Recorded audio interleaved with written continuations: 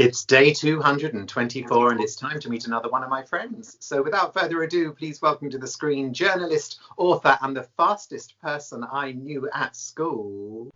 It's BBC's Will Grant. Hello. Hello. How are you? It's been really far too long.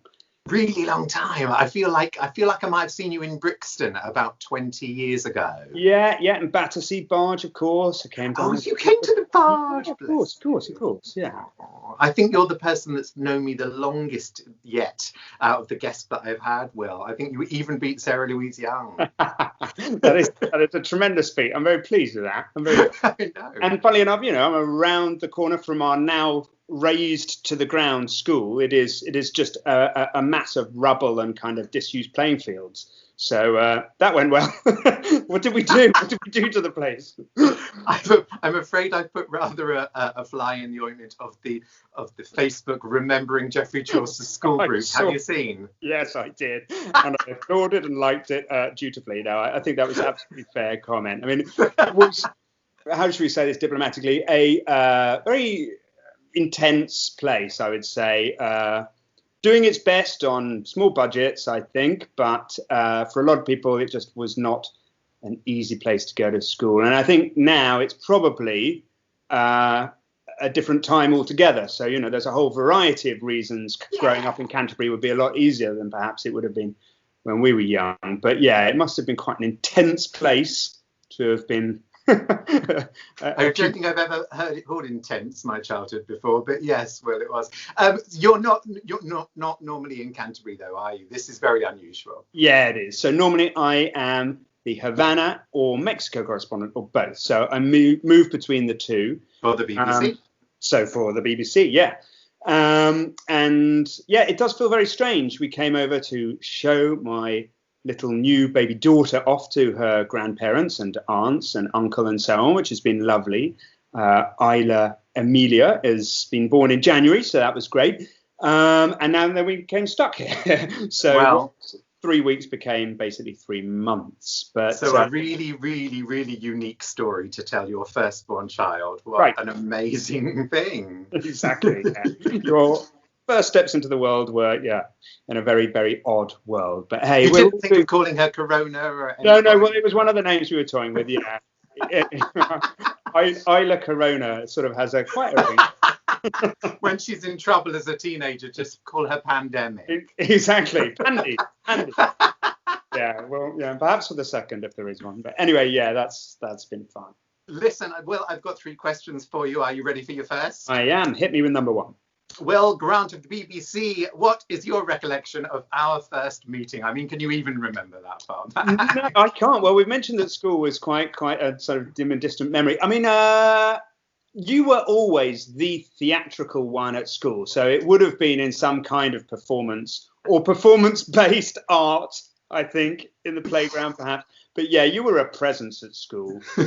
And you, and this is something you did say, I think, in that Facebook post, was that you never, you were always yourself. You never sort of apologized for who you were or acted in any other way. And I think that was very apt and very true. And you were very inspiring, I would say, as a result of that. Because, as I say, provincial 1980s, early 1990s Kent is not necessarily the easiest place to be out and gay. And you were...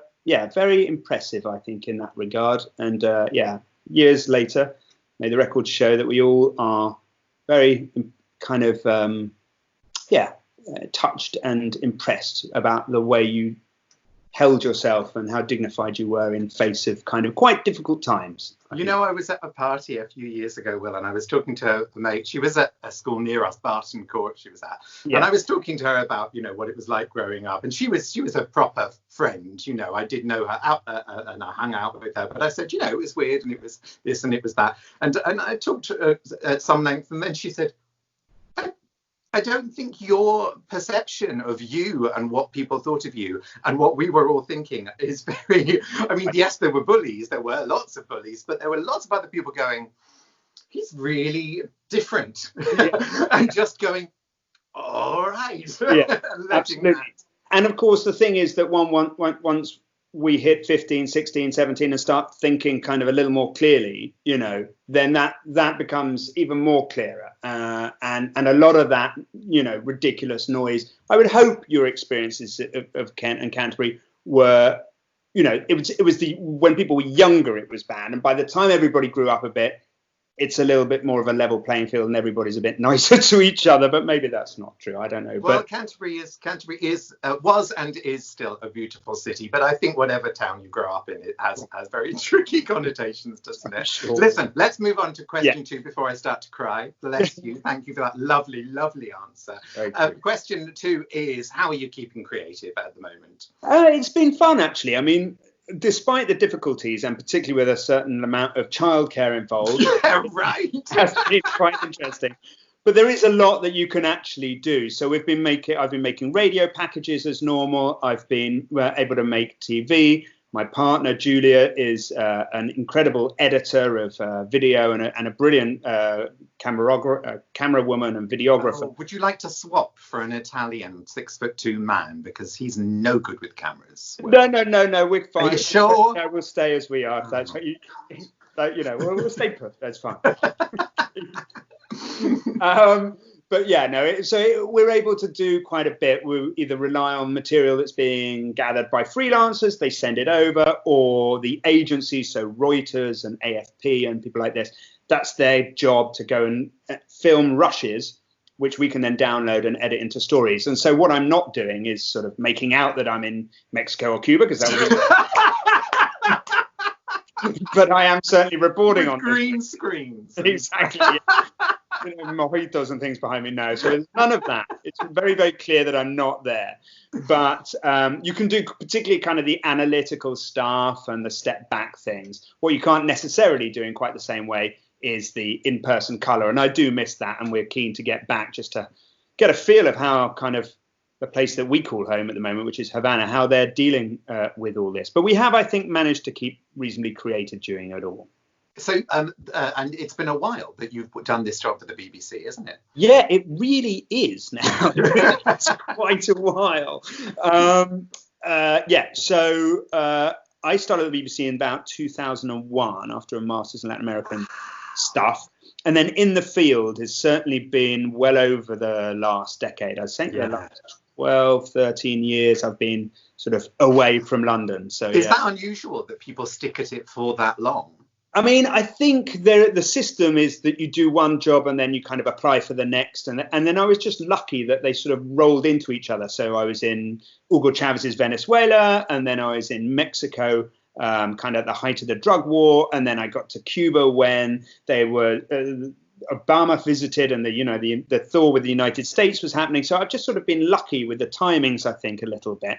And I've sort of joined all these, basically continue to follow the job that I think looks the most interesting, rather than the one that either pays more or would be perhaps more intelligent for my career. Would go, go and do that? No, I think I'll go and do. I'll go to be the Caribbean guy for a bit longer. So yeah, I do think that philosophy has worked for me. Definitely, it's been fun, and the BBC have been really, really good employers on that front. That they've sort of nurtured my expertise and tried to.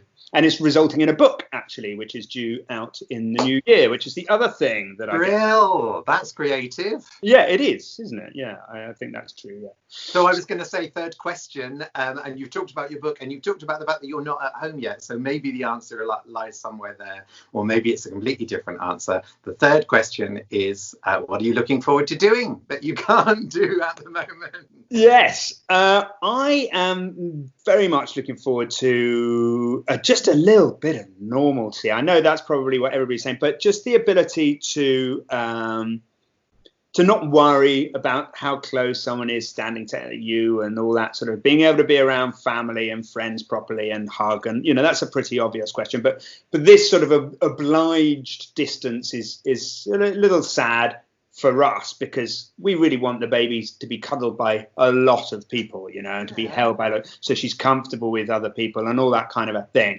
So to have that not around has been a little bit strange, particularly because we go and see my mum, but she can't hold the baby. So we're speaking at, 2 to 3 meters distance the whole time. And so I'm looking forward to getting over that.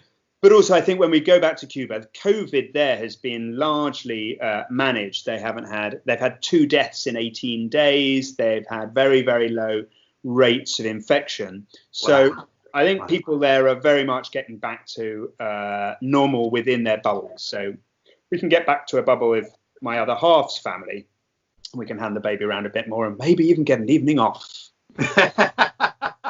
Oh my God, that was said with the tone of a man that's been in isolation for 6 months. Definitely, yes. With a newborn baby. I mean, you're holding this together in this interview. I know. Well, yeah. Will, but let's say what it is, right? Yeah. Listen, guys, we are running out of time, sadly. Don't forget to press the subscribe button for more like this. And unfortunately, Will not be with me tomorrow, mostly because he'll be asleep or holding a baby. But I will see you all tomorrow. If we're saved. Will Grant, thank you so much. Take care, love. Look after that baby. Take care. Bye now.